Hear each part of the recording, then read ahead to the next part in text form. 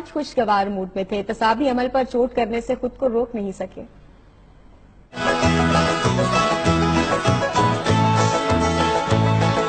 کہاں ہے وہ، ابھی تک پہنچے کیوں نہیں؟ کہاں ہے وہ، کب آئے گا؟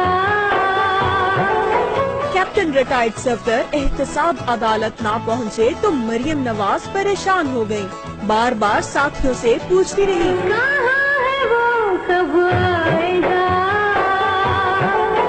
کسی نے جواب نہ دیا تو جھنجھلا اٹھی، کہنے لگی ارے کوئی تو صفدر کا پوچھ لے۔ دوسری جانب نواز شریف آج بھی محتاط نظر آئے، ایک صحافی کی جیب سے کوئی چیز گری تو چپ نہ رہ پائے، فوراً بولے بھائی صاحب آپ کی جیب سے کچھ گرا ہے، سنبھال لیں، گم ہو گیا تو یہ الزام بھی مجھ پر ڈال دیں گے۔ سابق وزیر اعظم کی بزلہ سنجی پر کمرہ عدالت میں موجود تمام افراد کے لبوں پر مسکراہٹ آ گئی۔ خبروں کا سلسلہ جاری ہے، وقت ہوا بریک۔ نیو نیوز کے ساتھ رہیے۔